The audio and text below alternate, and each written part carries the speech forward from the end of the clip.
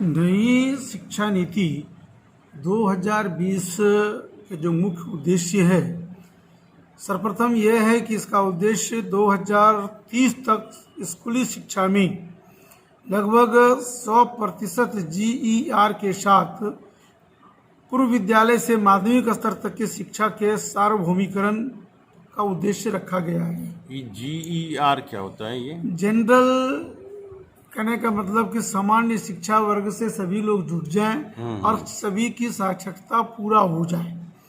यही है सामान्य एजुकेशन। कि सामान्य एजुकेशन जैसे हर व्यक्ति को शिक्षा साक्षरता का अधिकार प्राप्त है, तो उसको दृष्टिकोण से हम 2030 तक स्कूली शिक्षा में सभी को हम शिक्षा प्रदान कर सकें। ये जो ड्रॉप आउट केस होता है कि क्लास 1, 2, 3 में भी बच्चे ड्रॉप आउट कर लेते हैं, प्रथम वर्ष में अगर नामांकन लिया 3 वर्ष के बाद निकल गया, तो ड्रॉप आउट केस को हमें कम करना है।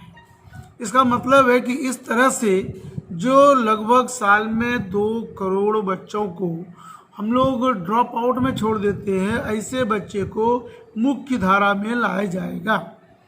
आज 12 साल की स्कूली शिक्षा कहने का मतलब है 3 साल के उम्र से उसको शिक्षा देना है और 12 साल तक उसे अध्यापन करानी है। 5+3+3+4। सर्वप्रथम +5 का मतलब होता है प्री नर्सरी, नर्सरी, प्रेप 3 वर्ष और कक्षा 1-2।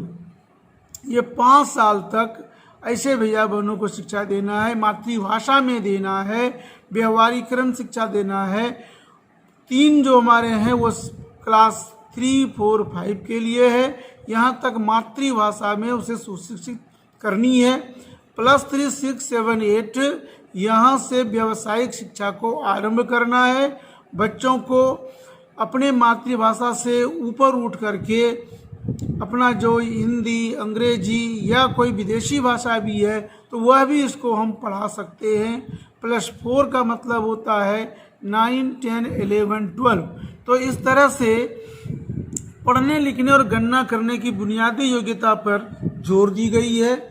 स्कूलों में शैक्षणिक धाराओं, पाठ्येतर गतिविधियों का मतलब होता है कि पठन पाठन के साथ साथ व्यावसायिक शिक्षा के बीच कोई खास अंतर नहीं, सभी को हम ऐसी शिक्षा दे सकते हैं। जैसा कि मैंने पहले भी बताया कि इंटर्नशिप के साथ कक्षा 6 से व्यावसायिक शिक्षा दिया जाएगा। जिस क्षेत्र के बच्चे हैं वहाँ की जो कौशल है, वहाँ की जो विशिष्टता है, वैसे बच्चों को उनमें यह हो सके, यानी स्किल्ड वे हो सके, इसके लिए हम लोगों को काम करनी है। समग्र विकास यानी बच्चों के अंदर सभी तरह के विकास हो, मूल्यांकन प्रक्रिया में पूरी तरह सुधार, सीखने की प्रक्रिया में छात्रों की प्रगति पर नज़र रखना। हमारा जो GER है 2035 तक 50% तक बढ़ाया जाना। उच्च शिक्षा में करीबन 3.5 करोड़ नई सीटों को जोड़ा जाएगा। सबसे इम्पोर्टेंट बातें हैं क्लास 9 से जो उसका दृष्टिकोण होगा और वह दृष्टिकोण जो उच्च शिक्षा तक की जाएगी उसमें विषयों की विविधता होगी। अगर पाठन के क्रम में उन्हें कहीं ऐसा लगेगा कि हमें यह विषय को परिवर्तित करना है तो विषय को परिवर्तित करने की भी अनुमति होगी। और इस क्रम में एक सबसे बड़ी बात यह है ट्रांसफ़र ऑफ क्रेडिट की सुविधा के लिए अकादमिक बैंक ऑफ क्रेडिट, ABC के नाम से हम लोग जानते हैं, एकेडमिक बैंक ऑफ क्रेडिट की स्थापना की जाएगी। एकेडमिक बैंक ऑफ क्रेडिट यानी ट्रांसफ़र ऑफ क्रेडिट का मतलब होता है कि आप एक महाविद्यालय से दूसरे महाविद्यालय अगर जाते हैं, एक विश्वविद्यालय से दूसरे विश्वविद्यालय अगर आप जाते हैं, तो मान लीजिए प्रथम वर्ष आपने अध्ययन किया, आपको क्रेडिट मिला और आप आगामी 2 वर्ष 3 वर्ष अपने पढ़ाई छोड़ दी, तो फिर तीसरे वर्ष अगर आते हैं तो आपके पूर्व में प्राप्त क्रेडिट को पुनः बहाल कर दी जाएगी। तो इस तरह से उच्च शिक्षा को आसान बनाया जा रहा है। हम लोग महाविद्यालयों में 15 वर्षों के चरणबद्ध स्वायत्तता के साथ साथ समर्थता पूरी करने की स्थापना है। बच्चों की ज़रूरत के मुताबिक प्रौद्योगिकी के उपयोग पर जोर दिया जाएगा। राष्ट्रीय शिक्षा प्रौद्योगिकी मंच की स्थापना की जाएगी। अलग अलग समूहों में नई शिक्षा नीति को बढ़ावा देने के लिए बहुभाषावाद को बढ़ावा दिया जाएगा। जैसे पाली, फारसी, प्राकृत के लिए राष्ट्रीय संस्थान भारतीय अनुवाद और व्याख्या स्थापना की जाएगी। तो कहने का अर्थ यह मातव है कि स्कूली शिक्षा के सभी स्तरों पर सबकी एक समान पहुंच सुनिश्चित करना, मुख्य धारा में सभी भैया बहनों को लाया जा सके। भैया जो भी हो वो 3, 5 और 8 के लिए अलग अलग ओपन स्कूलों के माध्यम से उसको लर्निंग किया जाएगा। कक्षा 10 और 12 के समकक्ष माध्यमिक शिक्षा कार्यक्रम, व्यावसायिक पाठ्यक्रम, वयस्क साक्षरता और जीवन संवर्धन कार्यक्रम जैसे कुछ प्रस्तावित उपाय हैं, जिनको कि 2020 के तहत स्कूल से दूर रह रहे लगभग 2 करोड़ बच्चों को मुख्य धारा में वापस लाया जाएगा। यानी बच्चों की जो देखभाल, अभी हम लोग स्कूल पाठ्यक्रम के 10+2 ढांचे की जगह 5+3+3+4 नया पाठ्यक्रम को लागू करेंगे। इसमें अलग अलग जैसे 3 से 8 वर्ग के आयु के भैया बहनें, 8 से 11 वर्ष के आयु भैया के बहने, 11 से 14 वर्ष आयु के भैया बहने और 14 से 18 वर्ष के उम्र के बच्चों के लिए सब तरह से सुविधा दी जाएगी। उन्हें विश्व स्तर पर बच्चे के मानसिक विकास के लिए महत्वपूर्ण चरण के रूप में मान्यता दी गई है। इस प्रकार नई प्रणाली में 3 साल की आंगनवाड़ी या यूं कह सकते हैं प्री स्कूलिंग के साथ 12 वर्षों की स्कूली शिक्षा होगी। तो इस प्रकार नई शिक्षा नीति के तहत हम लोग बुनियादी साक्षरता और संख्यात्मक ज्ञान प्राप्त करेंगे। स्कूल के पाठ्यक्रम और अध्यापन कला में सुधार किया जाएगा। हमारे आचार्यों को NCERT या अन्य जो प्रशिक्षण दे रहे हैं उनसे प्रशिक्षित कराया जाएगा, ताकि भैया बहनों के बीच इस नई शिक्षा नीति का सदुपयोग हो सके। इस परीक्षा के अंतर्गत समान और समावेशी शिक्षा का भी उपयोग किया जा रहा है।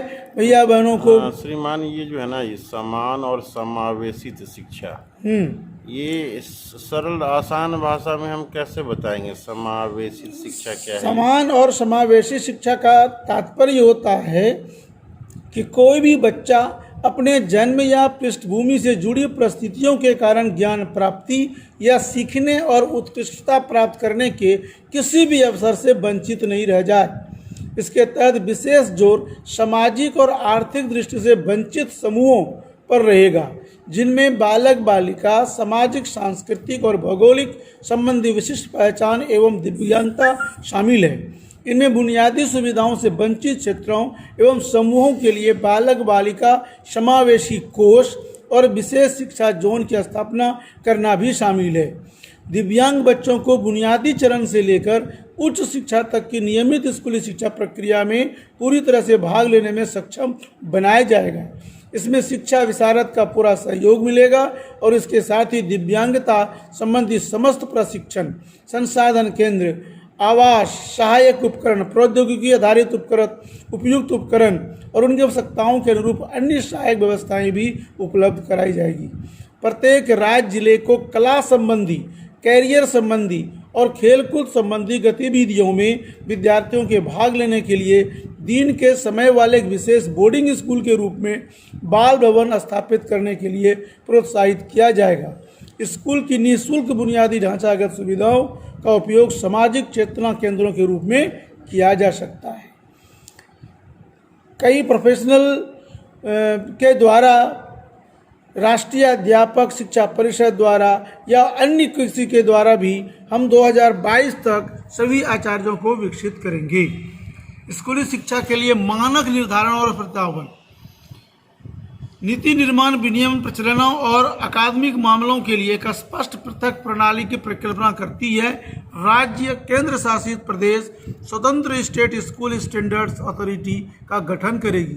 सभी मूलभूत नियामकीय सूचना का पारदर्शी सार्वजनिक स्वप्रकटन, जैसा कि SSSA द्वारा वर्णित है, का उपयोग व्यापक रूप से सार्वजनिक निगरानी एवं जवाबदेही के लिए किया जाएगा।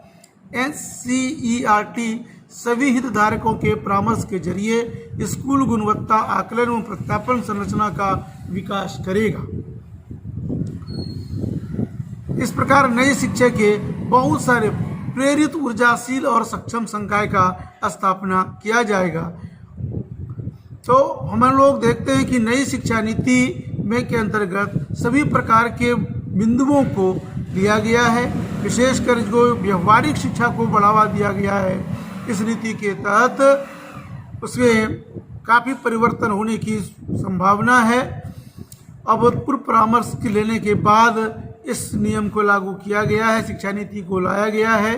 जैसा कि आप सभी जानते हैं, 2.5 लाख ग्राम पंचायतों, 6600 ब्लॉकों, 6000 ULB, 676 जिलों से प्राप्त हुए लगभग 2 लाख से ज़्यादा सुझावों को शामिल किया गया है।